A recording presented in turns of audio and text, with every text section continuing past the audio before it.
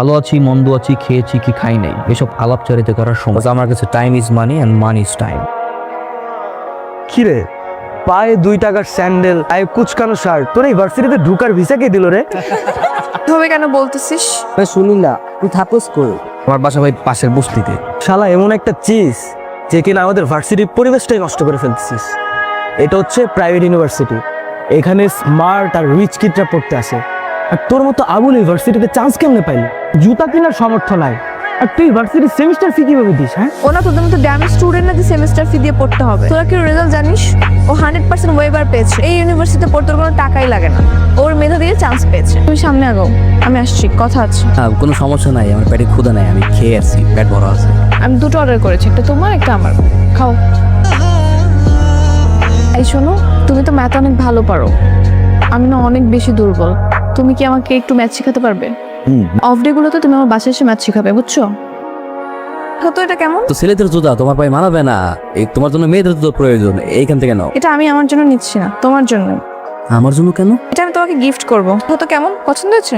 আরে আজকে তোমার জন্মদিন না, আমার জন্মদিন তো 2 মাস আগে চলে গেছে, সামনের বছর আবার আসবে। জন্মদিন না তো কি হয়েছে, আমি তোমাকে এমনি গিফট করব। কি ব্যাপার মা, বাটার দাও খাই। চাল শেষ, ডাল শেষ, রামডুমকি। শোনো, আমি নতুন একটা টিউশনি পাইছি, ওই টিউশনিতে আমি অনেক টাকা পাবো। আল্লাহর মধ্যে টিউশনে টাকা পাইলে আমার পুরো মাস চলে যাবো, টেনশনের কিছুই নেই। আলহামদুলিল্লাহ। কি করছো? ডিনার করতেছি। ও, কি খাচ্ছো? কি বলা যাবে না? না না, বলা যাবে না কেন, গুড়মুড়ি, আমি রাতে গুড়মুড়ি খাই। আচ্ছা শোনো, কালকে তো ভার্সিটি অফ, তো কালকে কিন্তু চলে এসো। হ্যাঁ হ্যাঁ ঠিক আছে, আমি সকাল সকাল চলে আসবো। আঙ্কেল আসসালামু আলাইকুম। আমার বাবা। এই ছেলেকে ও তো অতসীর বন্ধু, অতসীর বন্ধু মানে? এই বস্তুটার ছেলে অতসীর বন্ধু হয় কি করে? ভার্সিটির বন্ধু। ছেলেটা নাকি খুব ভালো ম্যাথ পারে, তাই অতসী বলছিল ওর কাছে ম্যাথ পড়বে। অতসী বললেই হয়ে যাবে? সে টিচারের অভাব। বলানি কারণে একটা বস্তির ছেলেকে তোমরা ঘরের ভেতরে ঢুকিয়েছো, মানুষজন দেখলে আমার মান সম্মান থাকবে? আচ্ছা ঠিক আছে। মানে প্রতিদিন দুপুর বেলা 4 বিস্কুট খান, এটা দিয়ে কি আপনি পেট ভরে? মানে সারাদিন থাকতে পারেন তো? থাকতে পারবো না কি লেখা, কোনো সমস্যা নাই, এটা অভ্যাস হয়ে গেছে। আপনার ঘর তো কাছে, আপনি তো চাইলে ঘরে যেও খেতে পারেন। আর ঘর, মানুষের ঘর বাড়ি এমন হওয়া লাগে যে ঘরে গেলে শান্তি পাও, আর ভার্সিটি এমন হওয়া লাগে যে ভার্সিটিতে গেলে পড়াশোনা করে আনন্দ পাওয়া যায়। আমার কপালে কোনো কিছুই নাই, কোনো কিছুতেই শান্তি নাই, ভাবি না সব কিছুই উপরওয়ালার হাতে ছেড়ে দিচ্ছে, এই ডিসিশন। মামা এলাম, আপনি এটা একটা খান। না না দরকার নাই, আমার বিস্কুট হয়ে যাবে, আমার কাছে টাকা পয়সা নেই। আর টাকা লাগবে না, আপনি মনে করেন এই কেকটা আমি আপনারে খাওয়াইছি। দেখাচ্ছ, বসো। সরি। কেন সরি কেন? আমি জানি কালকে তুমি বাবার কথাগুলো শুনে ফেলেছো আর হয়তো কষ্টও পেয়েছো। না না কোনো সমস্যা নাই, আমি কোনো কিছু শুনি নাই। আচ্ছা যাই হোক, শোনো, আমি যেহেতু তোমার কাছে খুব ভালো ম্যাথ বুঝি, তা আমি তোমার কাছে শিখবো। কালকে থেকে আমি তোমার বাসায় গিয়ে শিখবো। কি শিখাবা? আমার বাসায় তো ওই পরিবেশ নাই। তো সমস্যা কোথায়? তুমি যদি ওরকম পরিবেশে পড়ে ইউনিভার্সিটি টপার হতে পারো, তাহলে আমি কেন পারবো না? আর পড়াশোনা করতে পরিবেশ দরকার হয় না, নিয়ত দরকার, বুঝছো? আচ্ছা ঠিক আছে ভাই, আমি আপনার বললাম তো আমার 2 দিন সময় দেন, আমি আপনার সব টাকা দিয়ে দিতেছি ভাই। এই তোমারে তো সময় দিতে দিতে আমার ঘড়ি নষ্ট হয়ে গেছে, তোমারে সময় দেওয়ার আমার টাইম নাই। গাড়িতে বুঝকাবেন দিয়ে চলে যাবা। ভাই ভাই ভাই ভাই আমি তো বললাম আপনার টাকা দিয়ে দেবো ভাই, আজকে 3 দিনের জন্য আমার চলে আসছে। এই ভাড়া দিতে পারো না, আবার লজ্জাও লাগে? এত লজ্জা দেখার আমার টাইম নাই। 2 দিন মাত্র সময় দিলাম, যদি ভাড়া দিতে না পারো এর মধ্যে, তাহলে আমি তোমার লাথে বাইর করে দেব, মনে থাকে যা। এই তো ভালো, চলো ভিতরে যাই। আসো আসো আসো, সমস্যা পড়ে কই পড়তে দেবো। I love you. তোদের ছেঁচড়া ছেলেদের না এই একটা কমন প্রবলেম, একটু ভালো করে হেসে কথা বললে ভাবিস কি তোদের প্রেমে পড়ে গেছি, তাই না? নিজের চেহারা কখনো আয়না দেখেছিস? আপনি কি বলছেন? 9,000 টাকা মানে এটা তো আমার পক্ষে দেওয়া পসিবলই না। সেটা তো আমার দেখার বিষয় না। স্যার স্যার স্যার প্লিজ কিছু একটা করেন স্যার, দয়া করেন স্যার, নাহলে আমি পড়াশোনা করতে পারবো না। আমার হাতে কিছুই নেই, এটা ইউনিভার্সিটির রুলস, আর রুলস আমাকে মানতেই হবে রাইসুল। প্লিজ স্যার, আমি স্যার একটু পড়াশোনা করতে চাই স্যার। করছো তুমি প্লিজ স্যার, প্লিজ স্যার, আমি আপনার পা ধরতেছি স্যার, প্লিজ স্যার, আমি করবেন না স্যার, ছাড়ো প্লিজ, আরে পড়াশোনা করতে পারবেন না স্যার, আমার স্যার একটা বার সুযোগ দিন স্যার। যাও তো। স্যার কি হয়েছে? আর বলো না, ও লাস্ট সেমিস্টারে খারাপ করেছে, এই জন্য ওকে 25% পে করতে হবে সেমিস্টার। স্যার এই পেমেন্টটা ওর জন্য বেয়ার করা তো একটু টাফ, আপনি একটু চেয়ারম্যান স্যারের সাথে কথা বলেন না। হ্যাঁ, আমার কাছে কিছুই করার নেই। আমি চেয়ারম্যান স্যারকে কি বলবো? স্যার তারপর আপনি একটু চেষ্টা করেন না, আপনি পারবেন স্যার। আচ্ছা ঠিক আছে, তুমি যদি এত করে বলছো। আর রাইসুল, তুমি ব্রিলিয়েন্ট ছেলে, তোমাকে আমি লাইক করি। তোমার এবারের সেমিস্টার ফিটা আমি দিয়ে দিচ্ছি, কিন্তু প্রমিস করো নেক্সট টাইম ভালো করে পড়াশোনা করবো। জি sir. Promise? Promise. Thank you sir. কালকে আমাদের বাসায় ছোট করে সেলিব্রেশন হবে আমার বার্থডে, সো কালকে কিন্তু চলে আসবা। হ্যাঁ হ্যাঁ, অবশ্যই অবশ্যই। Okay bye. চলে আসছে। হাই। এই আবুল মার্কাটা আতশীর ফ্রেন্ড? জি ভাইয়া। এটা কি কোনো ফুটপাথ থেকে আনা হচ্ছে? আপনি আবার পুরো ঠিক করে ভাইয়া তুমি ওইসব পরিষ্কার করছো কেন? না ওই ময়লা ছিল তো তাই পরিষ্কার করতেছি। আশ্চর্য। শখ হয়েছে পরিষ্কার করতে, একটু করুক না, সমস্যা কি? আতশীর মনে হয় জ্ঞান বুদ্ধি দিন দিন অনেক লোপ পাচ্ছে। ও বুঝতেছে না যে কার সঙ্গে কোথায় কিভাবে মিশতে হবে। বুঝাও, একটু ক্লাসটা মেনটেন করা শেখাও। আমার ক্লাস কিভাবে মেনটেন করতে হবে সেটা আমি খুব ভালো করে জানি। আপনার যদি ভালো না লাগে আপনি চলে যান। কি এই বস্তি ক্ষেতটার জন্য তুই আমাকে এখান থেকে চলে যেতে বলতেছিস? বাবা থামাও ওনাকে। রাইসুল ও কোথায় গেল? এই স্বার্থপর দুনিয়ায় টাকা ছাড়া চলা অনেক কঠিন। যার টাকা আছে তার সম্মান আছে, যার টাকা নেই তার সম্মানও নেই। আমি অতসীকে ভালোবাসি, ওকে এতটাই ভালোবাসি যে ওকে ছাড়া আমার বেঁচে থাকাটাই কঠিন হয়ে যাচ্ছে। না আছে আমার কাছে ভালোবাসা, না আছে টাকা। ভালোবাসার মানুষ আর টাকা যদি জীবনে না থাকে, এই জীবনটাকে কি করবো? কিন্তু আমি ছাড়া যে আমার মার এই দুনিয়ায় কেউ নেই। যারে ফোন করছেন তারে কারা জানি গুলি করে চলে গেছে। কিন্তু তোরা আমি এটা কাজ দিব, লাশের পাশে কি কোনো সুরেশ আছে?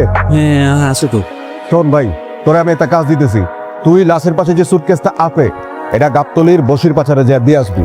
তুই যদি কাজটা করতে পারো তোরা আমি 2 লাখ না, তোরা আমি 5 লাখ টাকা দিব। পারবো পারবো পারবো। ঠিক আছে, পৌঁছে দেওয়ার পরে তুই আমার সাথে যোগাযোগ করিস। ভাই আমি ওই যে বসির ভাষা কোড কর। কোড 006। ঠিক আছে, দাঁড়া। 5 লাখ জায়গা। এই সামান্য কাজে এত টাকা? এগুলো আন্ডারওয়ার্ল্ডের বিজনেস, এনে এগুলো ইনকাম হয়। আমি আপনাদের সাথে কাজ করতে চাই, প্লিজ আমাকে নেন। আমার অনেক টাকার প্রয়োজন। আপনি যখন যা বলবেন আমি সব করার জন্য রাজি আছি। ঠিক আছে, তুই যেহেতু প্রথম ডেলিভারিটা কাটা হাতে সাকসেসফুলি দিছস, তোর উপরে ভরসা করা যায়। আমি কালকে বসের সাথে তোর ব্যাপারে আলাপ করবো। আর হ্যাঁ শোন, এই কাজে প্রচুর রিস্ক। পুলিশে ধরলে ক্রস ফায়ার, আর যদি অপোনেন্ট ধরে তাহলে কিন্তু ডাইরেক্ট মার্ডার। আর ভুলেও কিন্তু আমাদের নাম বলা যাবে না।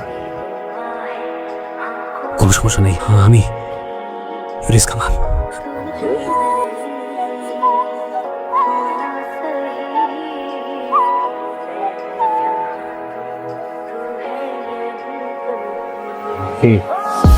Shocked? Sit down. I love you. মানে কিভাবে কি সম্ভব? ইন্টারন্যাশনাল মার্কেটে সর্বোচ্চ বাংলাদেশি ট্রেডার রাইসুল হাসান একদিনেই 1 কোটি টাকার বাজি। এখন আমি আর সেই বস্তির ছেলেটা নই, এখন আমি বাংলাদেশের সবচেয়ে ইয়াংগেস্ট ট্রেডার, যে সবচেয়ে কম সময় দ্রুত ট্রেডিং করে এত টাকার মালিক। আই হোপ তোমার বাবা মা এখন আমার রিজেক্ট করবে না। They must be very happy যদি আমি তোমার বিয়ে করি। ভাই শুনলাম আপনি নাকি পুরো বস্তি কিনে নিছেন? ঠিকই শুনছস। তাহলে কি আমি এই বস্তি ছেড়ে চলে যাবো? না, আমি আর আমার মা চলে যেতেছি। আমরা এখন থেকে গুলশানে থাকবো। তুই আগের মতো এই বস্তিতে থাকবি, বস্তির ভাড়া তুলবি। ঠিক আছে। কি করেন ভাই? মন চাইছে তাই দিলাম। কোনো সমস্যা নাই, মনে চাইলে আরেকটা দেন। আপনি মালিক আর আমি তো এখন কর্মচারী। তুমি লাস্ট সেমিস্টারে এক্সাম দাও কেন? সরি স্যার, একটু বিজি ছিলাম। হোয়াট? বিজি ছিলা? সেমিস্টারে তোমার 0% ওয়েবার, কোনো প্রকার ডিসকাউন্ট পাবা না। আর আমি টাকা দিয়ে তোমাকে কোনো প্রকার হেল্প করবো না। কয় টাকা লাগবে? চল। তুমি স্যারের সাথে এরকম ব্যবহার করলা কেন? অথচ স্যার আমাকে টাকা খাওয়া দিচ্ছিল, এটা আমার মোটেও পছন্দ হয় না। কাজ খাওয়া হয়ে গেছে। একেবারে সব টাকা অ্যাডভান্স করে আসছি। যেটাই হোক, তুমি যখন বিপদে পড়েছিল স্যারই কিন্তু তোমাকে হেল্প করেছে, টাকা দিয়ে সব সময় হেল্প করেছে। আর তুমি সবকিছু ভুলে গেছো এখন তোমার টাকা হয়েছে বলে। ঠিক আছে, স্যারের সাথে দেখা হলে স্যার সরি বলবো। আরে মুন্না ভাইয়া, এক্সকিউজ মি। আরে তুমি কি অবস্থা তোমার, এত পরিবর্তন? গাড়ি কি আপনার? না, গাড়িটা তো আমার না। তো এই যে পার্কিং করা ছিল তাই বসে আছি। কেন, কোনো সমস্যা? সমস্যা তো অবশ্যই আছে, কারণ গাড়িটা আমার, তোর বাপের না। So, না, গাড়ি থেকে ন্যাকড়াটা বের করো, কারণ ও বসাতে আমার গাড়িটা নোংরা হয়ে গেছে। সো ওকে দিয়ে গাড়িটা পৌঁছাতে হবে। কি হচ্ছে কি এসব রাইস?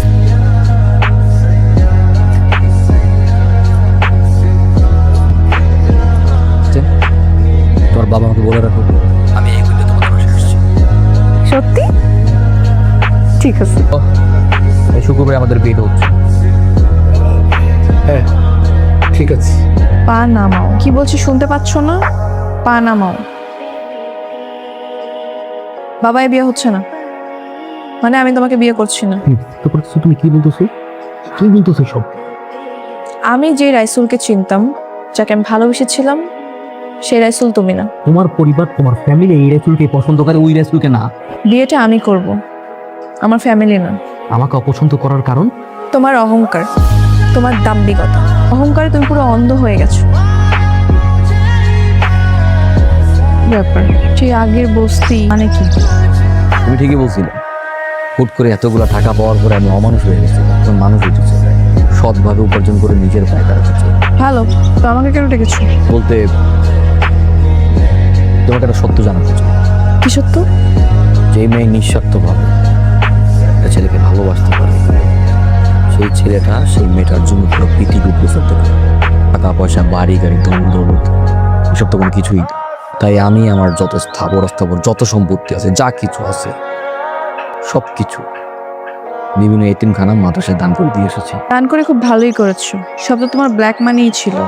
তুমি কি ভাবছো তোমার সবকিছু আমার কাছে অজানা? আমি সবই জানতাম।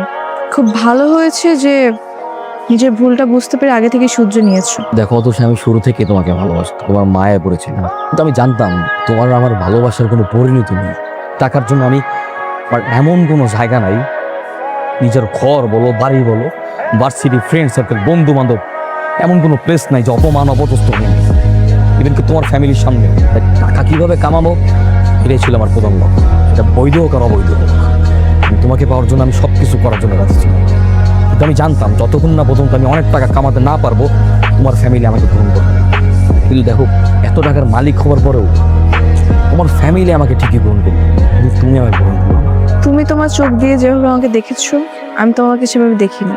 আমি সবসময় তোমাকে একটা সৎ সহজ সরল মানুষ হিসেবে ভালোবেসেছি। এখন তো আমি আবার সেই আগের রেসেল হয়ে গেছি, পথ সহজ সরল সব বাদ দিয়ে দিয়েছি। এখন কি আমি ভালোবাসবে?